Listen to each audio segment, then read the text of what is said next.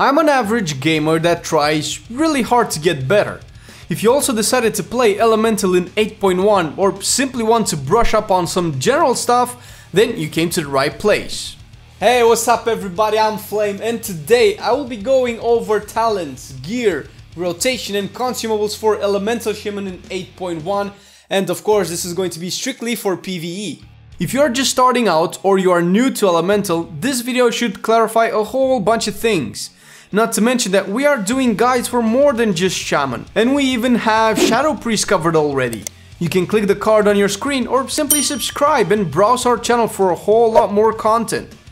There will be timestamps in the description below, so if you want to skip to a specific point in the video, be my guest.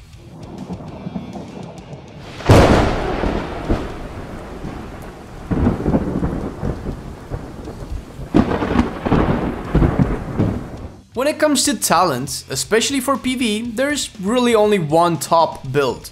There are a few things you can tweak depending on the type of encounter, especially with some of the newer talents.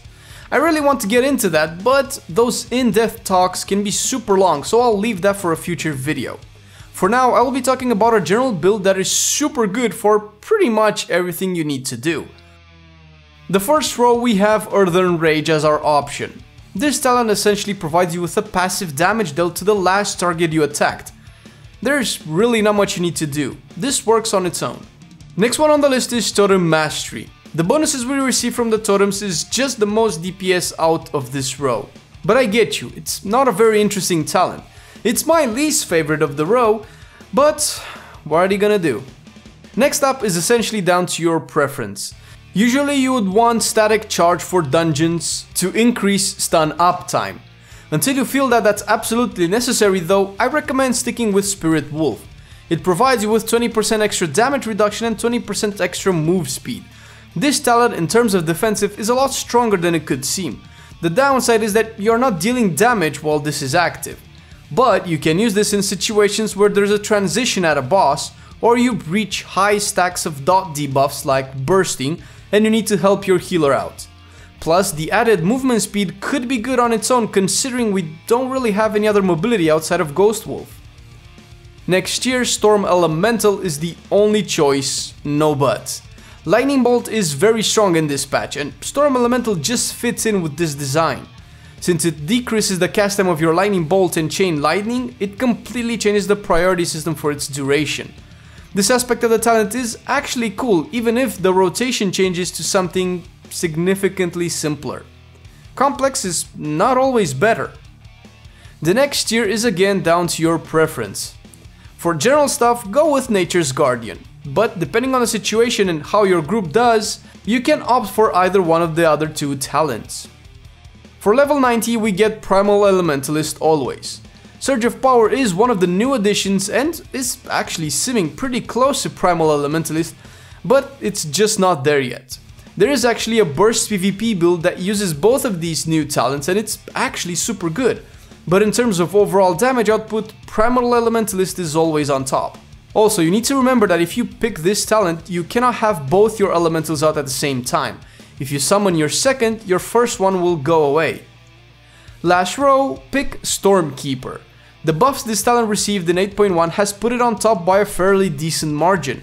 If you're doing semi to high end game content, this should pretty much be up every time you need it. It sucks that its cooldown does not align with Storm Elemental though.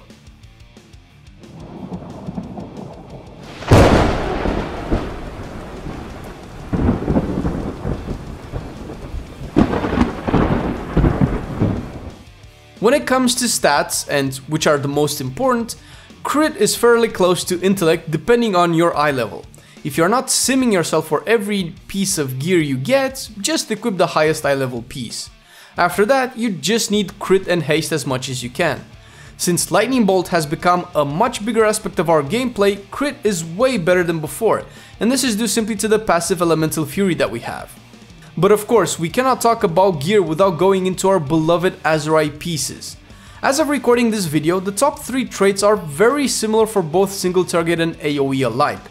Single target will favor Echo of the Elementals more, while AoE has Natural Harmony. Below that we have Treacherous Covenant, which is the new trait in Season 2 that gives us a boost to our main stat. And below that, Blightborn Infusion, which is usually a top azerite trait for any spec that favors critical strike. Easily the best crit trait in the game. For the inner rows, just pick what you like.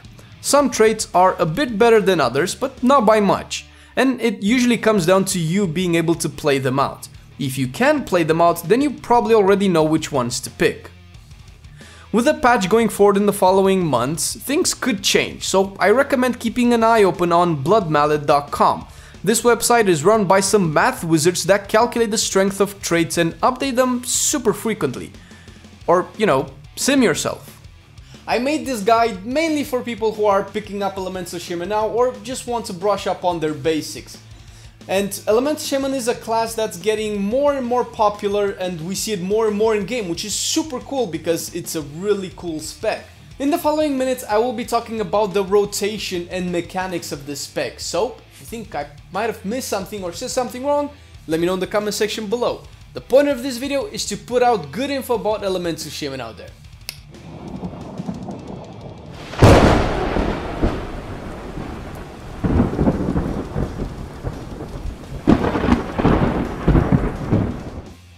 In terms of priority, there are actually quite a few things that you need to consider, so I will try to keep it as simple as I can.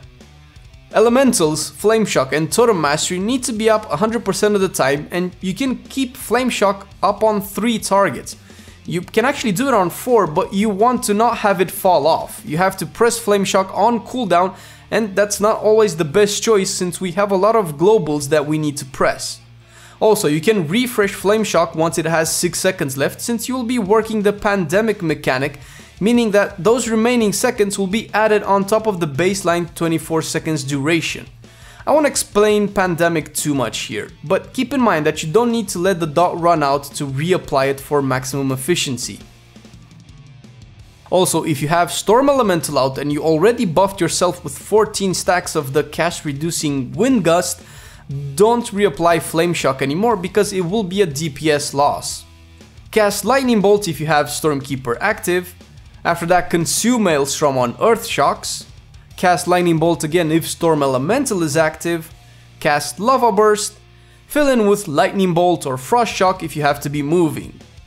For AoE, Earthquake takes priority over Lightning Bolt versus 2 targets and replaces Earth Shock.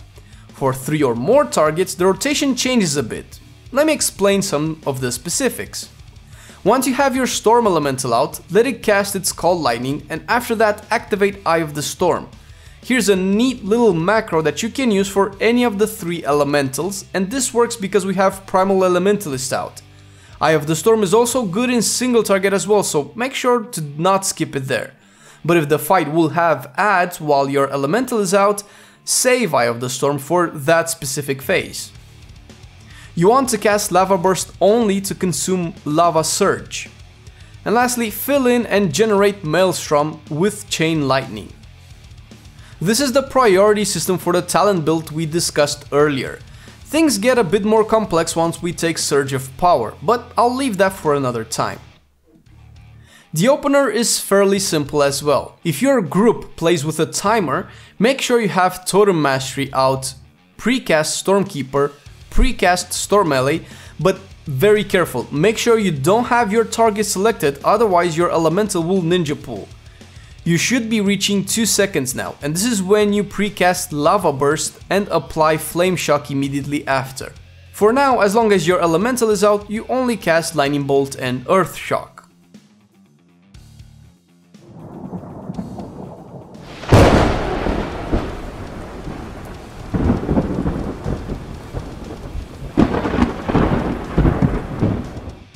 In terms of enchants, Deadly Navigation for the weapon will be the best unless haste is simming better than crit for you. For gems, as a rule of thumb, getting the intellect one is always better, followed by the crit gems. Flasks, potions and food will always be intellect. If you really want to min-max your consumables as much as possible, you will have to sim your character. There is no way around that. The stat strengths can fluctuate depending on your gear. With enough intellect, crit will probably be better for me in a few weeks.